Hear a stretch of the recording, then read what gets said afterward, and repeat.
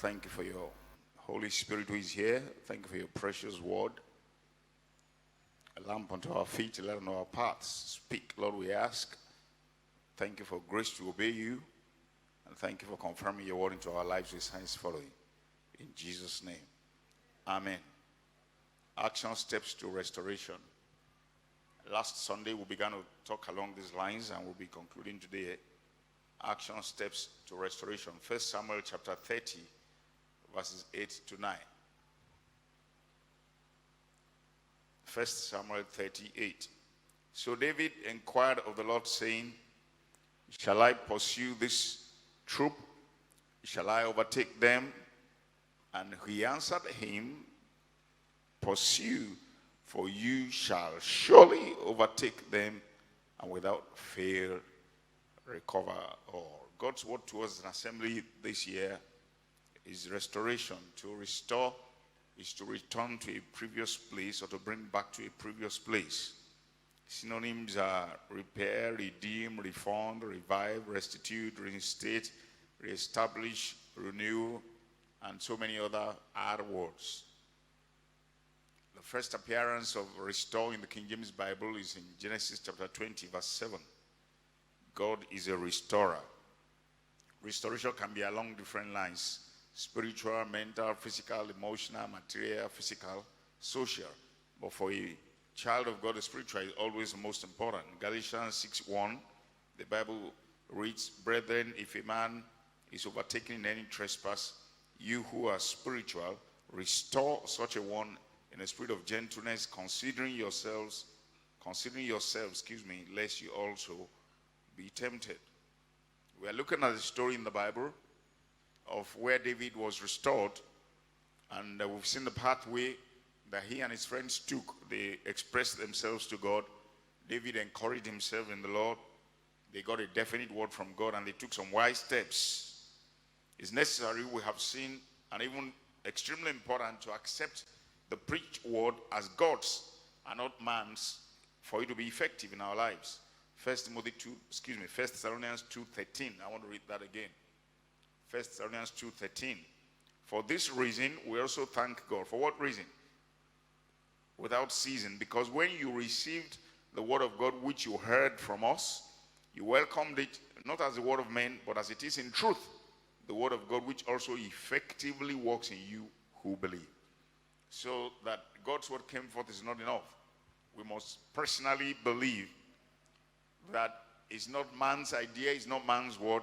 Yes, man preached it or taught it, but you received it or welcomed it as not from us but from God. And that's the truth. It's from God. And it will effectively work in anyone who believes it accordingly. But we are also seeing that God has spoken doesn't absolve us of personal responsibility.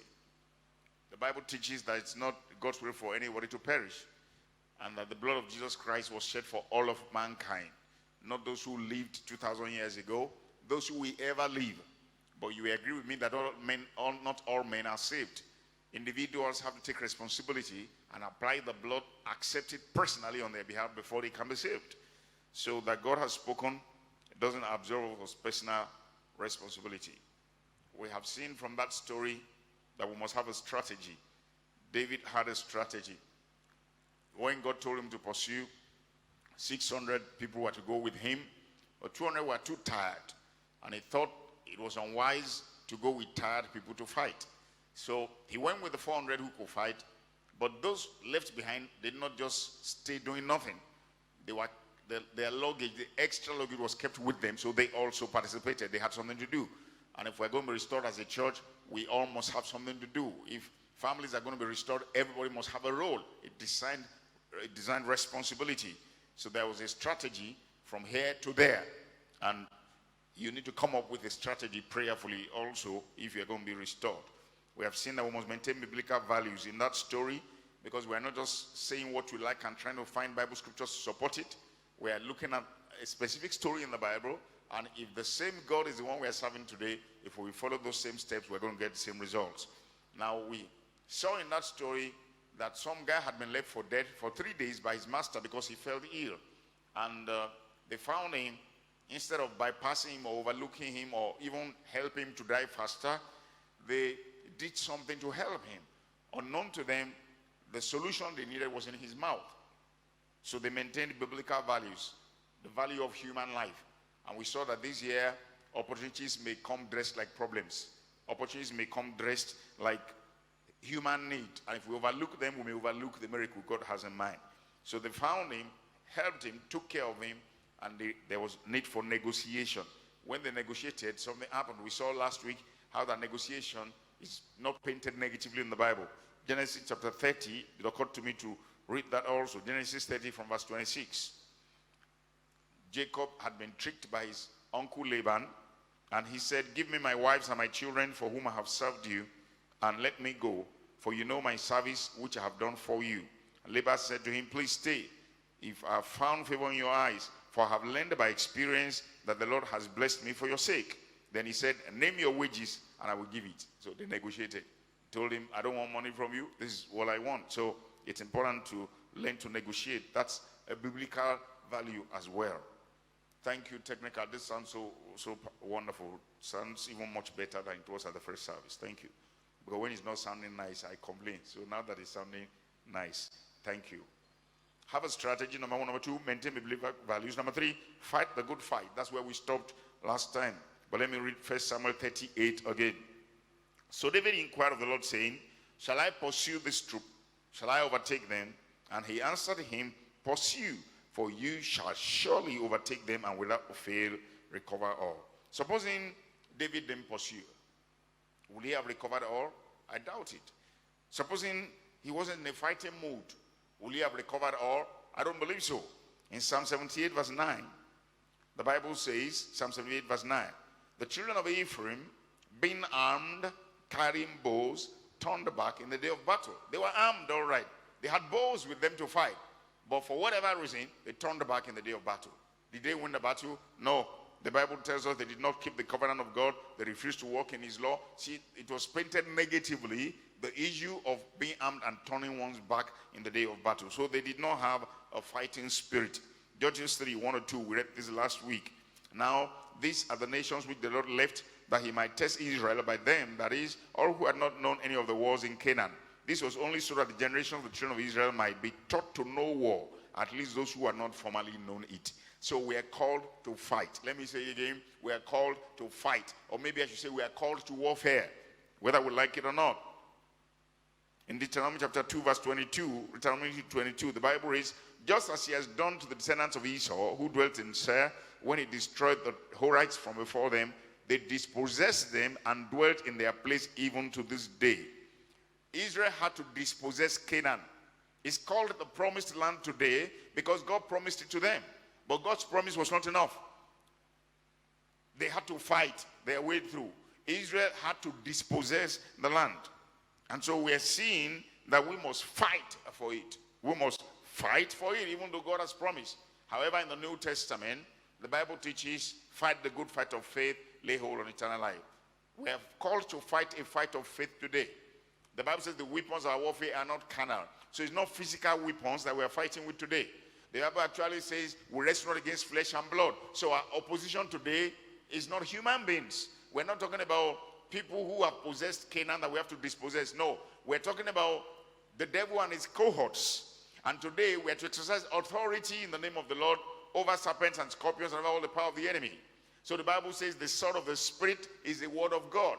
So the weapons we use today are not physical weapons. We use spiritual weapons because it's not physical enemies we are fighting, but spiritual enemies. And Jesus has won the war, and all we are to do is to enforce that victory. Can you please shout hallelujah?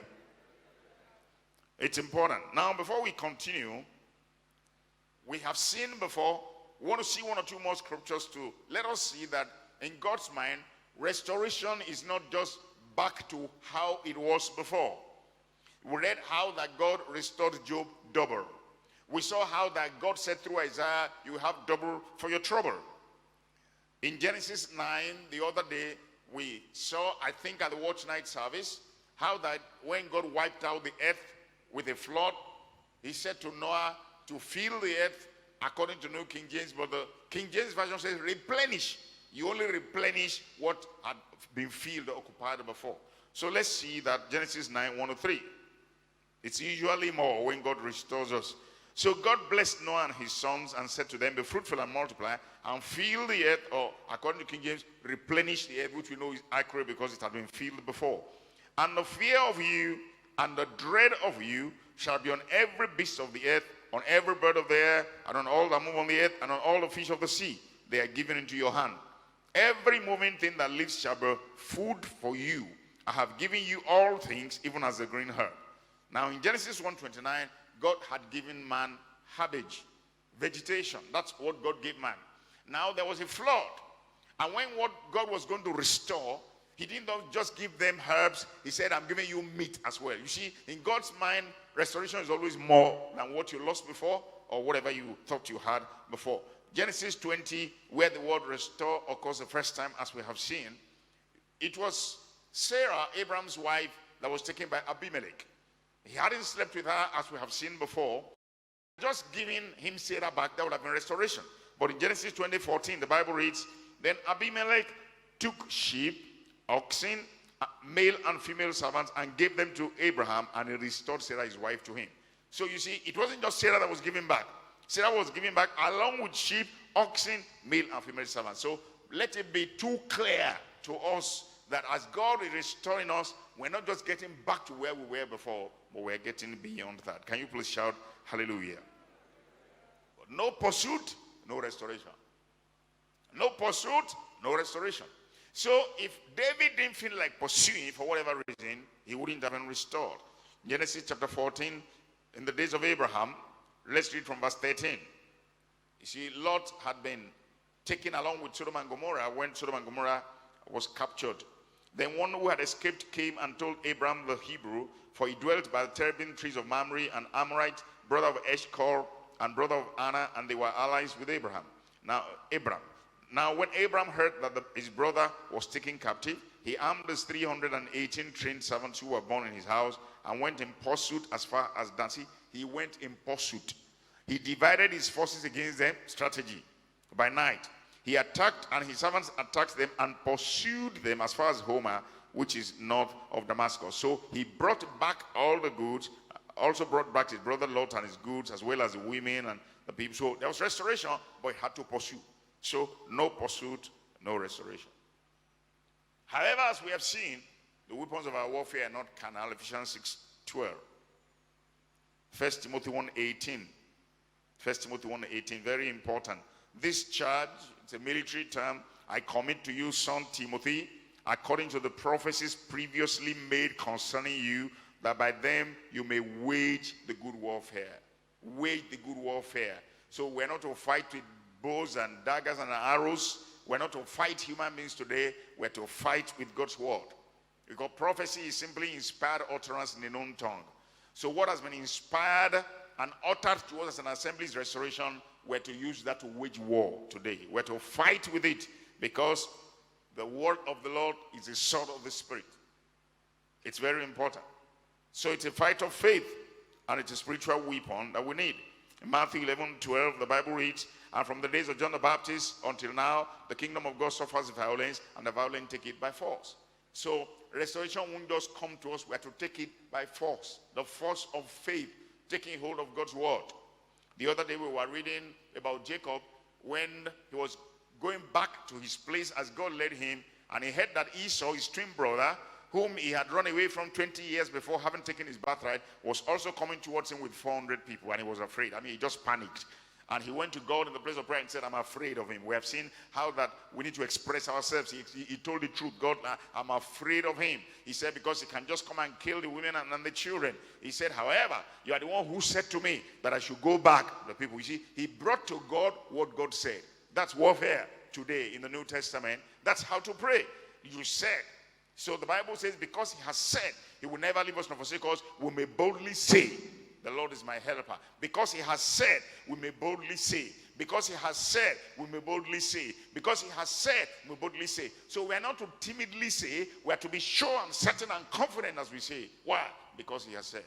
So we take God's word of restoration and say, I know the situation is this way right now, but because you said so and so and so and so, and this is what so and so and so area is right now, I believe according to your word, and so it is, and I maintain what I believe. Believe me, no devil can stop it from happening. Can you please shout hallelujah? In Deuteronomy chapter 20 from the first verse. So we learn from the Old Testament, but we live in the New. Because the New Testament is better. Every privilege and advantage they have in the Old, we have in the New, plus more. When you go out to battle, not if you go out. As we saw earlier today, we are called to fight. So God left some nations to train Israel who had not known the wars of Canaan how to fight, because you will have to fight. You will have to fight. So if you think there's not going to be warfare, things are just going to float down to meet you, you are deceiving yourself. When you go out to battle, not if, when you go out to battle against your enemies and see horses and chariots and people more numerous than you, do not be afraid of them. You know, it's natural when you are outnumbered to be afraid. But God said, don't be afraid. Why did he say that? For the Lord your God is with you. Wow. What a blessing. That's why you don't need to be afraid. Whatever the opposition, whatever is lined up against you this year, no matter what seems to confront you, no matter how things are arrayed against you, everywhere you turn, things are okay. Don't be afraid. Why? Because the Lord is with you. We're going to get to that in a while.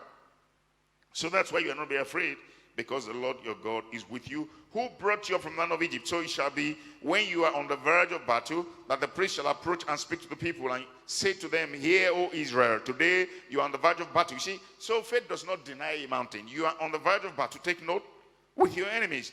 Do not let your heart faint. Do not be afraid. Do not tremble or be terrified because of them. Again, for the Lord your God is he who goes with you to fight for you against your enemies, to save you. I want to ask you a simple question. Has God ever lost any battle before? Yeah, so if God is fighting for you, you cannot lose. You cannot lose. Verse 5. Then the officers shall speak to the people, saying, what man is there who has built a new... Let's not go in that direction. Let's just leave it alone. So God's presence is what guarantees the victory. God's presence is what guarantees the victory. God's presence is what guarantees the victory. Deuteronomy 142. Deuteronomy 142. And the Lord said to me, tell them, do not go up nor fight, for I am not among you, lest you be defeated before your enemies. You see, Moses was saying that. There was a time that Israel did something wrong, and God said, so and so and so and so are the consequences. And they say, oh, we're sorry, let's go and fight another. You know, there's no in the Bible. Just you better don't. If you okay, so let's read it. Numbers 14. That's what was referred to in Deuteronomy 1 now. Numbers 14 from verse 40. And they rose early in the morning and went up to the top of the mountain, saying, here we are, and we will go up to the place where the Lord has promised, for we have sinned. See, where the Lord has promised. Moses said, you know, is not there. Now, why do you transgress the commandment of the Lord? For this will not succeed. Do not go up lest you be defeated by your enemies. For the Lord is not among you. For the Amalekites and the Canaanites are there before you, and you shall fall by the sword. Because you have turned away from the Lord will not be with you. But they presumed to go up to the mountaintop. Nevertheless, neither the ark of the covenant of the Lord nor Moses departed from the camp. Then the Amalekites and the Canaanites who dwelt in the mountain came down and attacked them and drove them back as far as Homer. So if Israel thought they were skillful, if Israel thought, because they kept defeating opposition, they were the minority, and yet they kept winning and they kept winning, so they had got used to it. So even now that they were not in right standing with God, they thought, no, let's still go. Say, hey, don't go. The ark was a symbol of God's presence. The ark did not go. Moses did not go. They stayed in camp. They went to fight, and they were soundly defeated. To be clear to us forever that it is the presence of God that guarantees victory. Can you please shout hallelujah? So I can't do without God. You can't do without God. Here is the point. Fight for your marriage. Fight for your ministry. Fight for your career. Fight for your business. Fight for your health. Fight for your dream. Don't think it's just going to come to you. You must have a fighting spirit. You must be aggressive with your faith. You must take hold of God's word. In Luke 10:19, Jesus said, behold, I give you authority to tread on serpents and scorpions and over all the power of the enemy, and nothing shall by enemies hurt you. So what do you do with your authority? You use it. You use it. So don't just sit down and say, you know, we don't know what's going to happen. We know what's going to happen. We know what God said. And based on what he said, we are pressing on in the name of Jesus, and no devil can stop it. So fight for it. Don't think it's just going to come to you. Fight the good fight of faith. Don't forget, number one, have a strategy. Number 2, maintain biblical values. Number 3, fight the good fight. Number 4 now, give God the glory. It's going to be clear in a while. Give God the glory. Give God the glory. You see, when David led his men to fight, and they fought, not only did they get back their wives and their property, since they had killed those people, everything that belongs to them now belongs to David and co. So they had extra loot. And we have seen over and over that God always restores more than what you had before. Now, 1 Samuel 30 from verse 22, let's read. Then all the wicked and worthless men, take note of that, of those who went with David, answered and said, because they did not go with us, that's the 200 people who stayed back, we will not give them any of the spoil that we have recovered, except for every man's wife and children, that they may lead them away and depart. So they were saying, this is restoration already. Take your wives back, take your children back, take your property back. You didn't go to fight like us, so you don't deserve anything more. Verse 23. But David said, my brethren, you shall not do so with what the Lord has given to us. Who gave it to us? The Lord. Who went to fight? David and the 400. But who won? The Lord. What the Lord has given to us. Who has preserved us and delivered into our hand the troop that came against us. Let me just keep reading. For who will he do in this matter?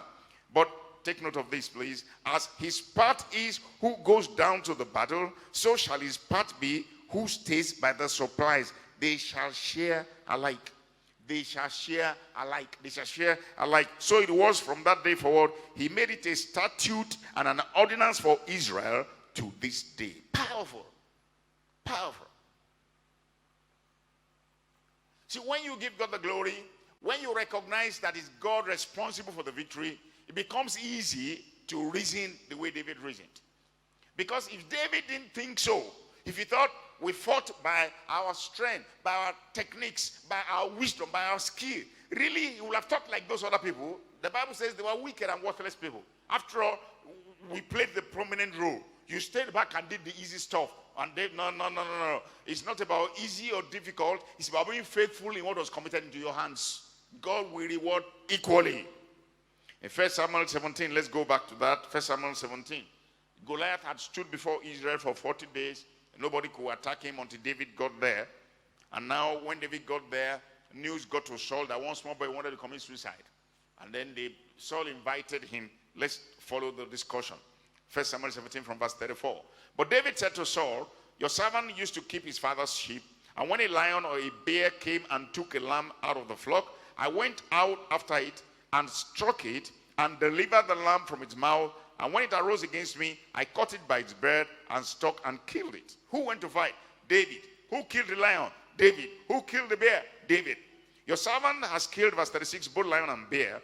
This uncircumcised Philistine will be like one of them, seeing he has defied the armies of the living God. Now take note of verse 37 carefully. Moreover, David said, moreover, the Lord who delivered me from the paw of the lion and from the paw of the bear, he will deliver me from the hand of this Philistine. And Saul said to David, go, and the Lord be with you.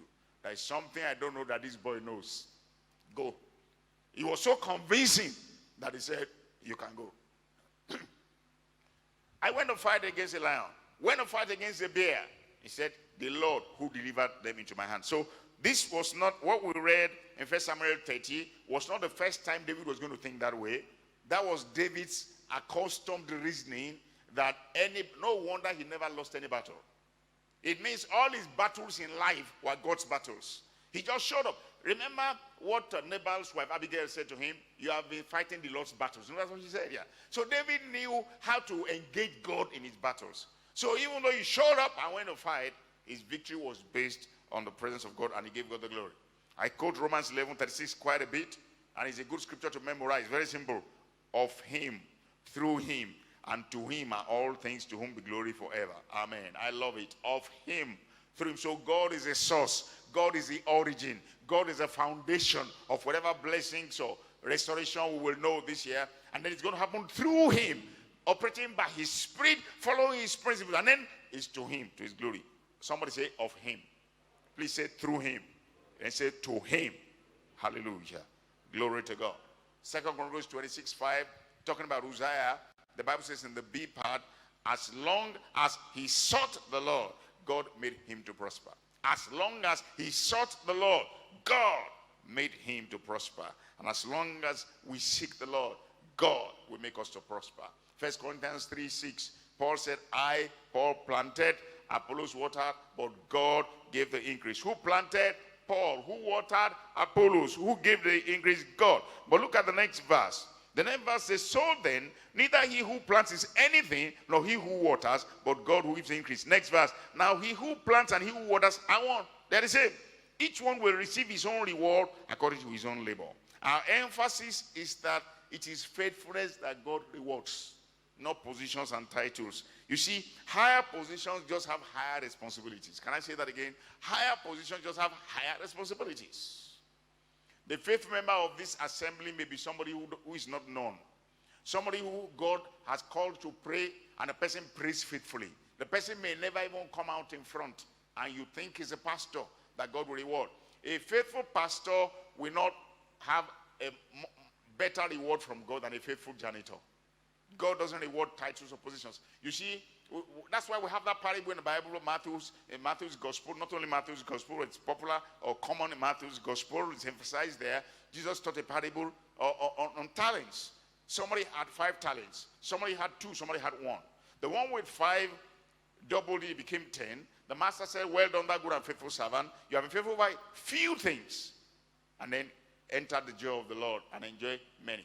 The one with 2 that had 4 was told exactly the same words. Well done, thou good and faithful servant. You have been faithful by few things. He didn't say fewer, few things. Now enter in the joy of the Lord. If the man who had 1 had been faithful, he would have got 2. He would have heard exactly the same words. Thou done, thou good and faithful servant. You see, God does not reward positions or titles. God rewards faithfulness. If we will be faithful what God has given us. So that's why the Bible says in Galatians 3:23-24. Colossians 3:23-24. And whatever you do, do it heartily as to the Lord and not to men, knowing that from the Lord you will receive the reward. From who? From the Lord you will receive the reward of inheritance, for you serve the Lord Christ. So in your place of work, you may be overlooked. Nobody might consider you important. There are some people that they think are the ones that are important. Yeah, human beings may reward them. But there is somebody who is called a restorer. The Lord is his name. And he knows who is faithful. And he's sure to reward. Can you please shout hallelujah? So higher positions just have higher responsibilities. In 1 Timothy 6 from verse 17. The Bible says, command those who are rich in this present age. Don't suggest it to them. Don't advise them. Command them. That's forceful. Command those who are rich in this present age not to be haughty, not to trust in uncertainty. So there's nothing to boast about. There's no big deal. People who are wiser than you may not have the money you have. People who did better than you in school may not have the money you have. No, it's not your making. It's not your ability. It's God. So there's no need to be haughty, not to trust in uncertain riches, but in the living God who gives us richly all things to enjoy. Let them do good, that they be rich in good works, ready to give, willing to share. When we realize it's really God truly, it will be the easiest thing for us to share to other people. So God gave it to us for the benefit of others as well. Yes, we will enjoy it. And David felt so strongly about it, the Bible says he made it a law unto Israel. It wasn't just happening then. He said from today, it becomes a statute in this nation. It's a serious matter. As his part is that goes to battle, so his part will be that stays by the stuff. They will part alike. That's the thing, alike. Not that we will give more to those ones, give less to this. No, they will share equally. Because they were faithful in what we gave them to do. We went out to fight because that's what we could do. We did it to the best of our ability. At the end of the day, we have all won. We part alike. Wow. Old Testament Israel was in servitude. And for hundreds of years, they served Egypt. And when they were going to leave Egypt, God had even said it. So it was not chance or luck or happenstance. The Bible says, no, unto God are all his works on one's foundation. In Genesis 15, God had told Abraham that your descendants will be somewhere for hundreds of years, and they're going to come out with loot. So when it happened really at that time, you know, there are things we know, anybody who has been a Christian for a while, so I'm not reading this scripture so we can close. But God said, ask your masters and mistresses for their jewelry. God was restoring them for all the years they served for no pay. God is a restorer. So they didn't come out empty. All the generations of things they had worked for that nothing happened, God ensured that they were paid for it. Jacob was born into a Wayo family. He thought he was a Wayo man. He didn't know Connie man died, Connie man buried him, as they say in pidgin English. He didn't know it was just in his blood. He met it at home. He tricked his older brother Esau out of his birthright, had to run away for the next 20 years. And their mother, who was behind it, said, when your brother cools down, just come back after a short while. He never saw her again. 20 years, she was dead by the time he returned. Anyway, he worked for his uncle Laban. He didn't know that it was in the family. And Laban tricked him. And when he was leaving, he said, your father has tricked me. To start with, can you imagine me giving a different wife than the person you paid dowry for? Thank God we live in the New Testament. Amen. Anyway, he was going to leave. He talked to his wives, and I'm leaving now, and so on. You know how I worked for your father, and so on and so forth. And then he said, you know, I had a dream one day. So that idea, God gave it to him in a dream. We've seen about getting a word. Yeah, maybe we should read some of these now. Genesis 30 from verse 41. It won't take us long. And it came to pass, Genesis 30 from verse 41. Came to pass, whenever the stronger livestock conceived, that Jacob placed the rods before the eyes of the livestock and the gutters, that they might conceive among the rods. But when the flocks were feeble, he did not put them in, so that the feebler were Laban's and the stronger Jacob's. Thus the man became exceedingly prosperous and had large flocks, female and male servants, and camels and donkeys. What was this? Restoration.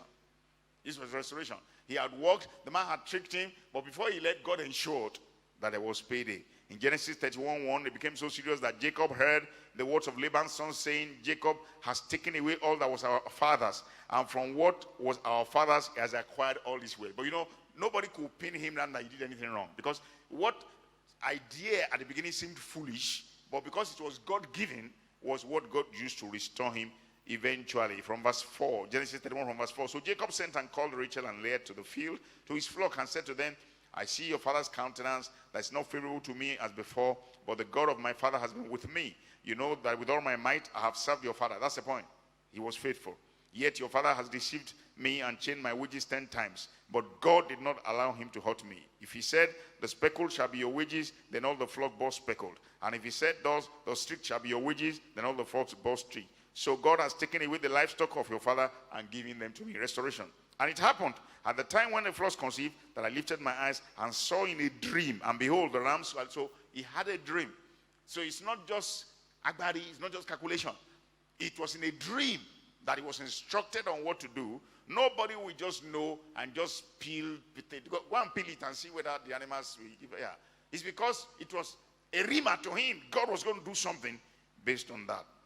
So God is a restorer. In the days of Esther, Mordecai did something in the king's favor and he was not rewarded. The night before Mordecai was going to be killed, the king couldn't sleep. And Mordecai's mother was brought into question, and there was restoration beyond where he thought it would be before. God's dream for your life is bigger than your dream for your life. Where God is taking you is beyond where you are thinking about now. Think of the dream that God gave Joseph. He too knew that it meant his brothers were going to bow to him. He probably thought that the most successful business in town was where he would become a manager and his brothers would be working there. That was probably what he thought. He could never have thought he was going to become prime minister in Egypt. It's like you dreaming now of your being okay and thinking you become president of America. See how far-fetched that is. That's how far-fetched it would have seemed if God told Jacob. So that's why God doesn't tell us all the details. He will just impress enough in our hearts for us to start the journey. It's only God that knows where he's taking us, and it's only by working with him that we will get there. We can't get there without God.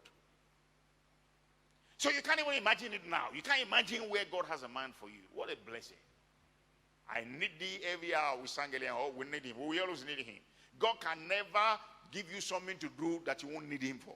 Because it's only by God we will get there. Remember, of him, through him, and to him be all things. Can you please shout hallelujah? So it's as we step out that it will gradually unfold. As we step out, it will gradually unfold. So we must never try to make it happen. Can I say that again? We must never try to make it happen. Yes, we're to fight the fight of faith, but we're not to take things into our hands to make it happen. Samuel had anointed David to become king. And 2 times at least, David was in a position to kill Saul. And people even spiritualize it in 1 Samuel 24 and say, this is the day God has said, you will see the end of your enemy. And he said, no, who can tell the Lord's anointed and be guilty? You say, I'm ready to wait for God to set me into that position. You see, there are things that God saw in David that ensured that David stayed where he was. And even when his son ran him out of the throne, he was restored. David could have killed Saul. God would not have stopped him. There are people who kill people wrongly in the Bible and God didn't stop them. But it will have shown David's heart. Our heart is more important to God than our actions. God saw David's heart and God ensured that David was king. Everything Saul tried, people said, kill him. You know, he said, no, maybe his day will come that he will die. Or maybe he will die in battle. Or maybe, but I'm not going to touch. In other words, I won't make it happen by myself. Glory to God forever. Number 1, have a strategy. Number 2, maintain biblical values. Number 3, fight the good fight. Number 4, give God the glory. Number 5, reach out. That's the final point we want to see there. Reach out. David reached out to others, being a blessing to them when God gave to him. You see, when he had what he fought for, everything was returned, plus more, as we have seen.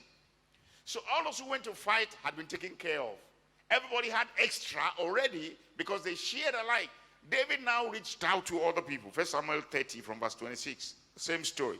Now when David came to Ziklag, he sent some of the spoil to the elders of Judah, to his friends, not those that they went to fight together, other people, saying, here is a present for you from the spoil of the enemies of the Lord. To those who are in Bethel, those who are in Ramoth of the south, those who are in Jatir, those who are in Aroah, those who are in Sifmoth, those who are in Kinnikinnick, and so on. There are many verses. Those who are this, that, read those names for yourself. You won't have a headache when you get home, read them. Verse 31. Those who are in Hebron, and to all the places where David himself and his men were accustomed to rove. Everywhere David had friends. There must have been so much that God gave to them. He sent some to different people. You can have this. You can have this. David wasn't trying to bribe or scheme. That was just David. Because as we read earlier, he ensured it became a law in Israel that as his party that goes to war, so shall his party. See, there are people who hold things with loose hands. They hold material things with loose hands. God blesses such people the more. The liberal soul, remember, shall be made fat. That means the generous soul shall be made rich. He that waters shall be watered in return. I was telling them at the spring service, I've noticed that people who have money are very generous. People think it's because they have money that they are generous. No, it's because they are generous that they have money. When they come to your office, they will give this man money. When they come, see, they are already in the office. It's not because they want somebody to lobby for them to have an appointment. They are already there. But they ensure they give everybody something when they're going. There are some people, 1,000 and 2,000 will make a lot of difference to them. Something that they didn't plan for. You just give them 1,000. Wow, 1,000 they want to.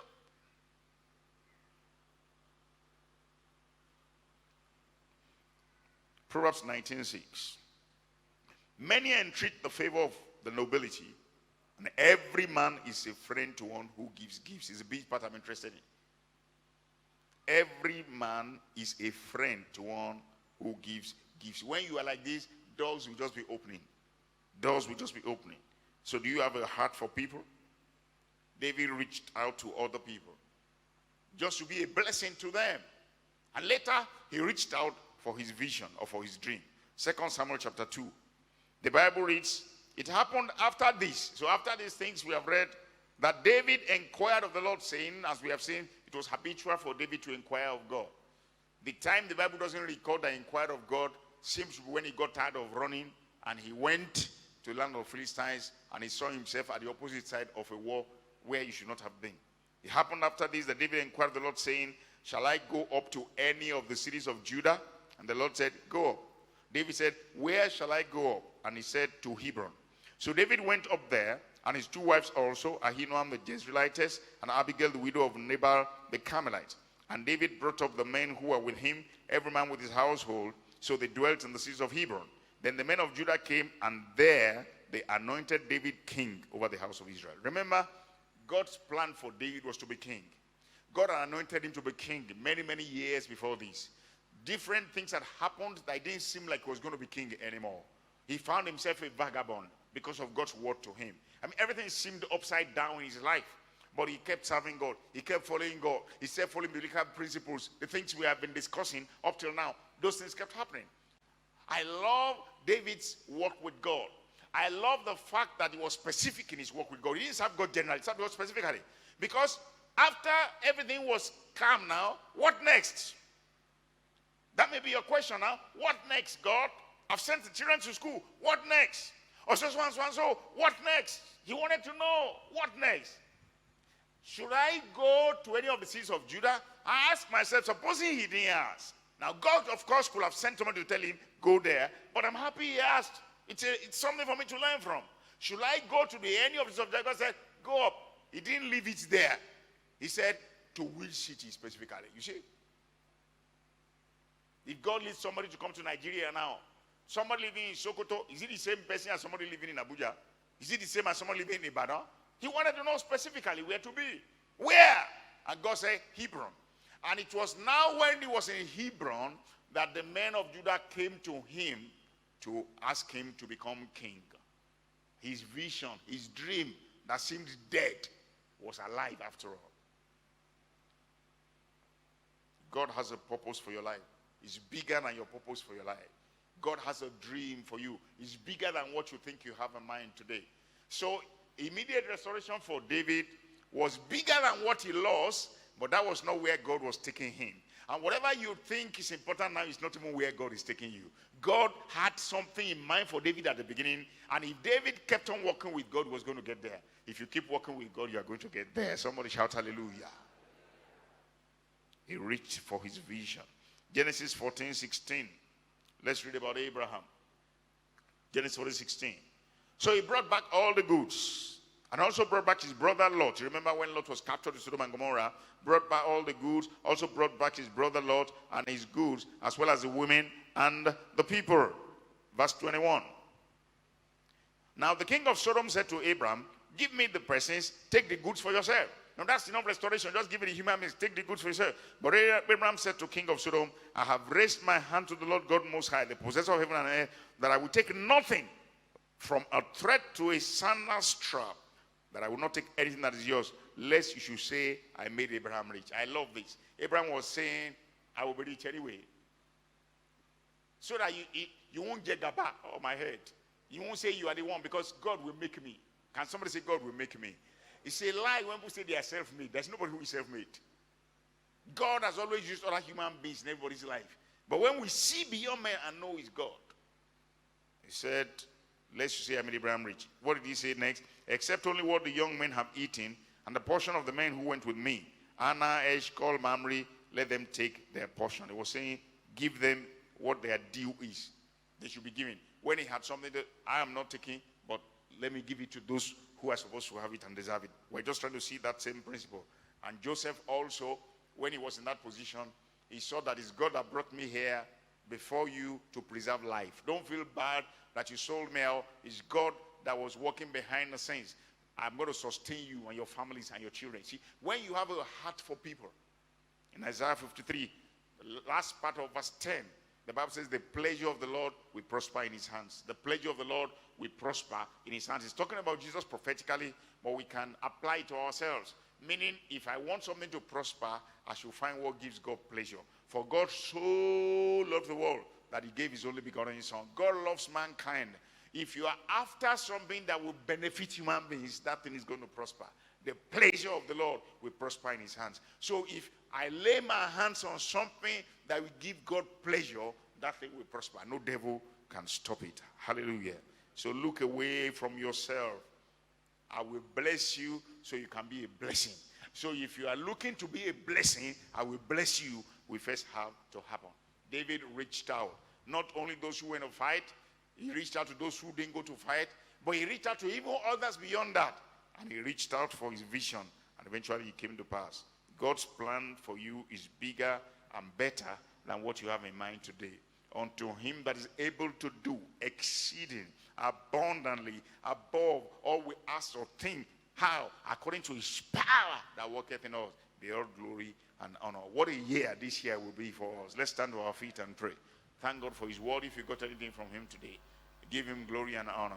I'm excited, believe me, about this year. Very excited. Very excited. Because I know that I'm not going to get to where I was supposed to be or what I thought. That somewhere God is taking me. I intend to follow him on the journey. Hallelujah. Would you like to thank him for his word today? Appreciate him for his word. Appreciate him for his power at work in you. Thank him. He's the source. Thank him. He's the power by which it will happen. And thank him for the glory will be his, of him, through him, and to him. Be all things. Please pray for yourself this morning. Father, I thank you for your word today. I appreciate you for what you have in mind. Thank you, Lord God, for what purpose you have in mind for me as an individual, what you have in mind for your church, Lord, the place where you are taking us together. Thank you for your purpose concerning this assembly. Thank you for the labors of all our hands and what you have in mind for us. It's always more than what we thought, always more. Lord, you see further and farther than we see. Your faith is bigger than our own. Lord, no matter what we think, we believe you for now. Where you have in mind is where we desire.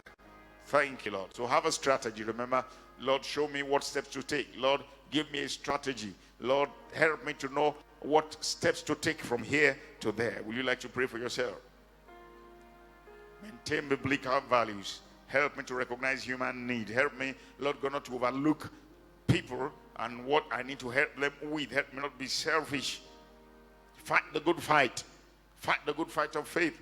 You must not lose the fighting spirit. Since the days of John the Baptist till now, the kingdom of God suffers violence, and the violent take it by force. Violence of faith, acting on God's word, insisting on God's word, taking hold of God's word and using it to wage war. The sword with the Spirit wields the word of God.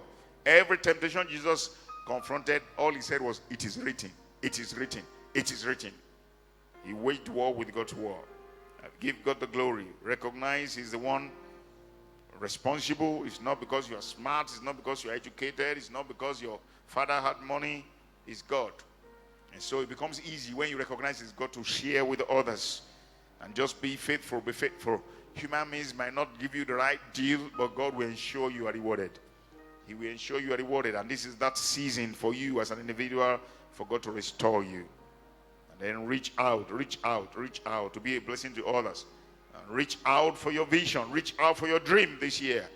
Things that seemed like they can't even happen again. Reach out, because it's time for their fulfillment. No longer will it be said the effect of every vision tarries, but now God will say it and now it will happen. Yes, it's a time of fulfillment. Hallelujah.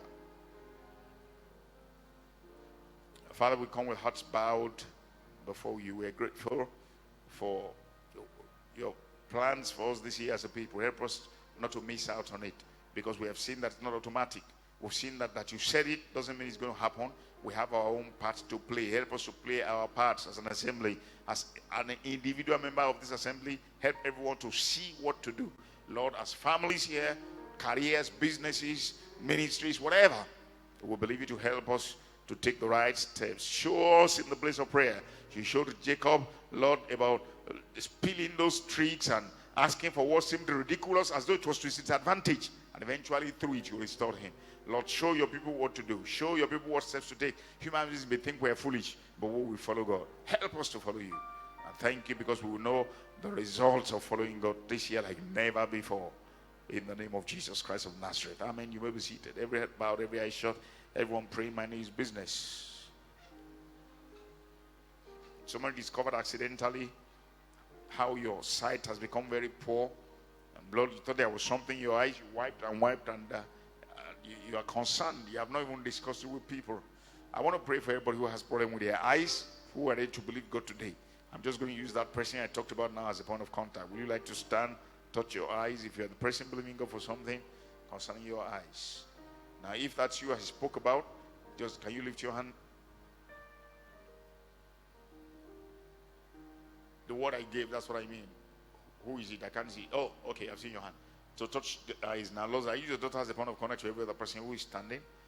I believe you, Lord God, your people will desire your touch. I don't know what specific things they would desire. I believe you to grant them according to their heart's desires. I command pain to stop. I receive your power to clear every sight. Whatever is the infirmity, I believe you to make whole. Let there be a restoration in their sight. In Jesus' name, amen. I see a lump in a breast. I curse it from the root. In the name of the Lord Jesus Christ, be healed. Be healed. Somebody has had back pain for so long that's like it's part and parcel of your life. From today, it comes to an end. Everybody who needs healing in the back, will you please touch yourself there? But this person I'm talking to, this is not just any back pain now or any back pain occasionally. It's almost like your second nature. You've had back pain for so long, there's nothing you haven't done or used. But today, your freedom comes.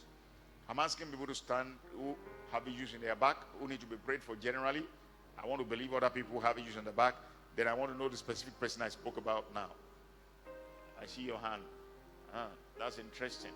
Please touch your back and be healed in the name of the Lord Jesus Christ.